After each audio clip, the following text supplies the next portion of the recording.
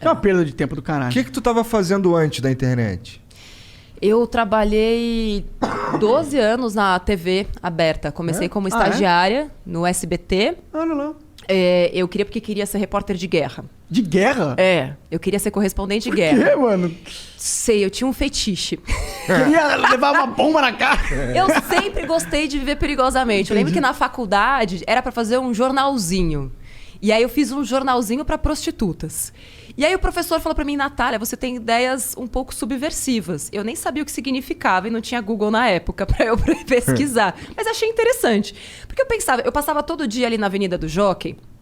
E eu ficava pensando, cara, essas meninas correm muitos riscos aqui. Então eu preciso levar um conteúdo pra elas que as alerte sobre os riscos que elas estão correndo. E, de repente, colocar uns anúncios, já pensando na empreendedora, uns anúncios do motel mais seguro, sex shop e tudo mais. Eu falei, cara, isso aqui vai dar muito dinheiro.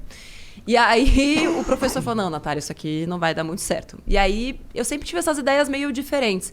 E eu lembro que na época da faculdade, eu fiz uma monografia comparando a cobertura da guerra do Iraque feita entre veículos distintos. E eu, super ingênua, né, vi que a cobertura da Folha e do Estadão eram completamente desproporcionais, assim. Parecia que nem era a mesma guerra que eles estavam cobrindo. Em que sentido? Você acha que... De um lado, passando um pano total, assim, nos Estados Unidos. Agora, eu não me lembro mais quem era quem ali. Claro. Não me lembro mesmo. E do outro, tipo, tinham 2 repórteres, depois eu até comprei o livro deles lá... Fogo em Bagdá, eu vou lembrar o nome do repórter fotográfico que até escreveu um livro tal depois sobre a cobertura da guerra.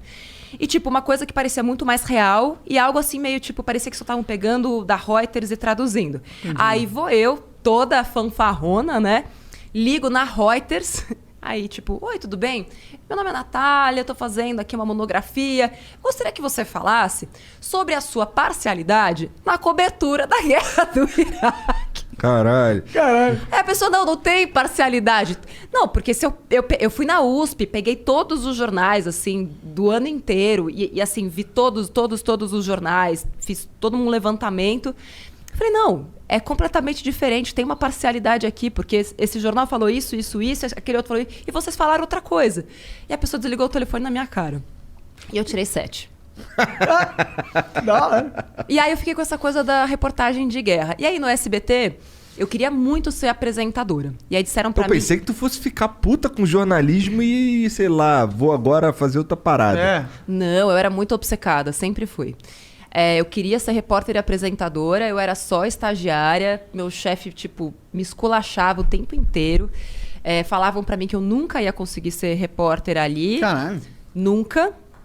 E às vezes até, tipo, falava, você vai escrever o que o repórter vai falar, tá? Só que você não vai aparecer na câmera. Quem vai aparecer é ele. Então, assim, você faz o trabalho dele, ele aparece, mas você não vai aparecer. Isso era claro, assim, aberto. E aí eu falei, não, eu vou ser repórter e apresentadora. Aí fiz curso de locutora noticiarista, eu pedia pra trabalhar, pedia pra ir pra rua, assim, aquelas coisas que ninguém queria fazer de domingo, madrugada. Eu falava, não, manda eu que eu quero ir e tal. E aí apareceu uma grande oportunidade que deram, que era pra eu fazer um quadro de celebridades no Jornal da Manhã. Eu chorei o dia inteiro. Falei, cara, eu mirei no Cabrini e acertei no Nelson Rubens. Nossa. Você chorou de tristeza. De tristeza. Entendi. Tipo, minha carreira já estava começando arruinada. Mas eu falei, bom, Deus, mirei no Cabrini, não deixa de ser uma guerra, né? Celebridades e tal. Eu falei, bom, se é isso que estão me dando... Vai lá. É isso que eu vou pegar. Era um passo. Aparecer na TV, né? É um bom jeito de ver. Né? Enxuguei as lágrimas, falei, beleza, agora eu vou fazer isso. E eu já mirava num salário, eu ganhava 900, mas eu mirava também no salário do Bonner, que na época eram 60 mil reais. Que eu pensava, se o Bonner ganhar 60... Ganha 60 mil reais naquela época? Naquela época, tipo... Não, tô ligado, que ele deve ganhar atrás. agora uns milhões agora. Provavelmente. Talvez nem tanto. Não, tanto. E eu falava, não, vou ganhar, se o Bonner ganhar isso, vou ganhar também. O que eu preciso fazer pra chegar lá? Já criei toda a trajetória, não sei o que, criei o plano, beleza, vamos executar. E aí, fazendo muita renda extra, trabalhava na TV Jockey naquela época, eu não entrevistava cavalos, eu entrevistava pessoas, mas era um bom jeito de ganhar uma renda extra, porque eu ganhava pouco A TV no SBT. Jockey é sobre cavalos, é isso? É sobre cavalos. É sobre eles competindo ou é sobre, eles criação competindo. de cavalos? É, competindo, competições. Tem o Jockey Club aqui Eu em não São manjo Paulo. muito. Isso é coisa de rico, esse negócio de cavalo. É de coisa de ricos e, infelizmente, pessoas um pouco viciadas. Ah, Sábado, domingo e segunda. E aí, enfim, foi uma boa oportunidade que eu vi também, agarrei. Era eu, uma câmera no teto, pombas pousando assim na câmera, um microfoninho, e eu ficava, tipo, num radinho, agora mais pra direita, mais pra esquerda. Essa era a minha vida na TV Jockey, enfim. E eu lá no SBT, falei, não, preciso ser repórter e tal, não sei o quê. Beleza, fui fazer esse quadro, e aí eu pedia cada vez pra fazer mais coisas. Não, eu quero ir pra rua, eu quero ser repórter, né? Eu quero ir pra guerra, aquela coisa, né? E aí, depois de uns 2 anos, surgiu uma vaga na Record. E aí, uma menina que tinha saído do SBT foi pra lá.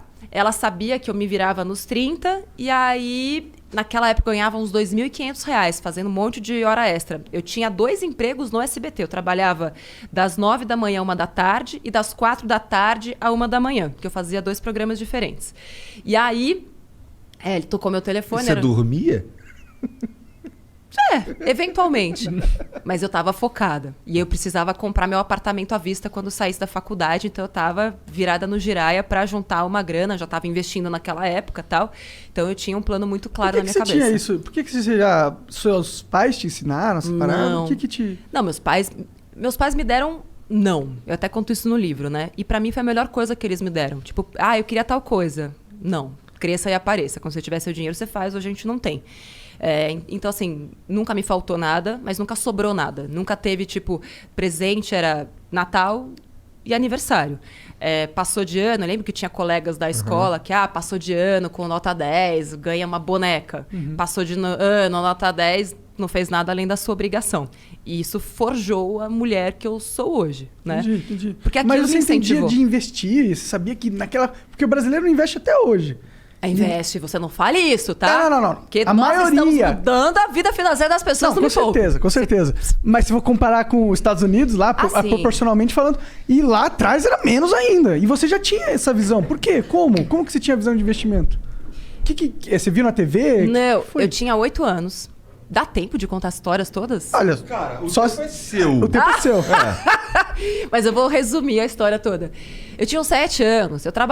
A gente estudava escola particular, somos em 3 irmãs em casa. Aquela coisa, né? Pra pedir desconto no atacado. Era aquela escolinha do bairro e tal, mas que bom, conseguimos estudar bem. Beleza. E aí tinha a rica da classe, assim, né?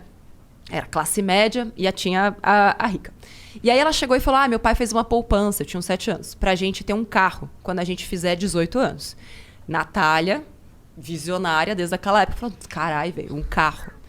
E eu já queria fugir de casa desde aquela época. É sério, eu fazia planos já de fuga. Não, se eu levar uma maçã, eu preparava a mochilinha e tal. Caramba. E aí eu falei, beleza, eu preciso ter um carro com 18. E aí perguntei pros meus pais se eu tinha uma poupança que nem ela tinha pra comprar o carro. Meu pai falou, não, cresça e apareça. Imagina, auge da inflação, confisco da poupança, foi bem naquela época, ali 91, 92. Beleza.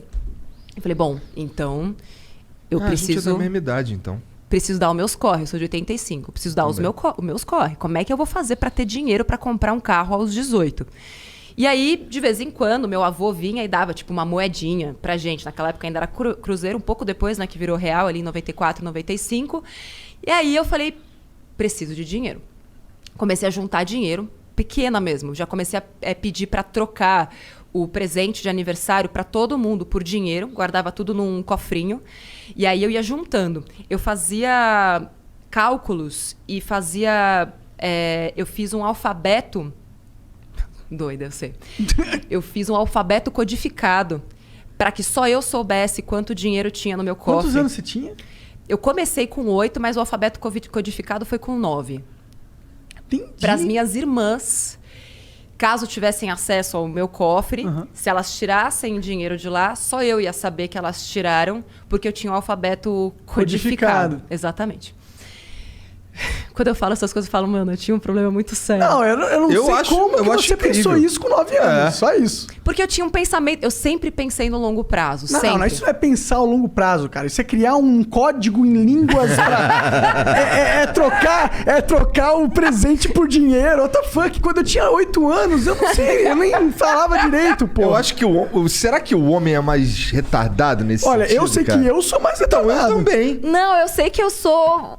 Assim, nunca conheci nenhuma história semelhante. Mas, de novo, depois estudando a economia comportamental e tudo mais, e assim, eu fui fiel ao meu plano até os 18 anos de idade. E quando eu percebi que eu não ia ter dinheiro suficiente fazendo só as manobras que eu usava, eu comecei a ganhar dinheiro das formas que eu podia. Então, eu ia para 25 de março, comprava camiseta, fazia tie-dye e vendia na escola, fazia umas pulseirinhas lá de barbante e vendia na escola, promovia uns bazares na minha casa, comecei a fazer propaganda, porque eu descobri... tipo, uma vez me chamaram para fazer teste de propaganda, eu tinha uns 12, 13 anos e ganhei R$50 num dia. Eu comecei a infernizar minha mãe, eu quero fazer publicidade, eu quero fazer propaganda. E aí, então, na minha adolescência... Fiz muito desse tipo de coisa. E aí, com 18 anos, naquela época, eu tinha R$6.800. Entendi. O que hoje equivaleria a R$25.000. Enfim, dava pra comprar um carro. Não, dava pra comprar um carro usado. Eu queria um Escort conversível. Dava pra comprar um bug. No caso. E eu ficava finais de semana olhando o jornal e circulando qual era o carro que dava pra eu comprar. E eu lembro que tinha um carro repetido. 2. Um era um bug... E outro era um Jeep Willys, 88. Nunca vou esquecer. Todo final de semana ele tava lá e falava, tomara que ele esteja aí ainda quando eu fizer 18. Porque era a única coisa que dava pra comprar. Enfim. E o que aconteceu? Não tava... No fim das contas, a minha madrinha tinha feito, sem eu saber, um consórcio. Pra mim. No meu nome. E quando eu fiz 18 anos, ela foi contemplada. E eu nunca soube disso. Na sorte, assim? Na sorte. Vai lá. Pô, aos 18. Eu não sei se ela deu um lance, porque eu odeio consórcio. Então, assim... Não é legal, não incentive consórcio. Minha mãe tá fazendo um consórcio nesse momento. Eu não gosto eu fiz um consórcio pra comprar o primeiro carro e foi uma experiência meio bosta. Não gostei, não. Assim, eu não gosto. Tem vídeo no canal explicando por que eu não gosto de consórcio. Mas, enfim... E aí, a carta era de R$11.900. E aí, deu pra comprar um casinho... peladinho, mas que era maravilhoso. E aqueles R$6.800, falei, bom, isso aqui vai ser o meu primeiro passo para o meu apartamento quando eu sair da faculdade. E aí que eu comecei a investir, porque até então eu nem sabia que existia investimento. Eu fico pensando, eu já fiz esse cálculo, né, de quanto dinheiro eu perdi dos 8 aos 18. Nossa! Por não ter investido, nem que fosse na poupança, que naquela época até rendia. Hoje é uma bosta, tá? Poupança, não faça isso. Mas depois que eu fui entender que o dinheiro podia trabalhar para mim e que quanto mais eu me esforçasse com a força dos juros compostos, aplicando em bons investimentos, e fiz muita cagada como todo mundo, perdi dinheiro em fundos de investimento, porque, né, brilhou o olho e tal. Mas foram todos esses aprendizados que hoje me proporcionam poder ensinar isso para as pessoas, porque é um conhecimento de vivências. E já estava dentro de você desde pequenininha, né? Pois é. Que engraçado isso, que loucura. É uma loucura mesmo, gente. Mas aí eu tô falando demais. Tu estudou... tá falando demais parei, mesmo. Acabou. Caralho, beijo, que cuzão. gente, tchau. Não, porra, é porque seca a boca. Foi o que ela falou, pô, não foi? Que horas são, hein? Acho que eu tenho que ir embora.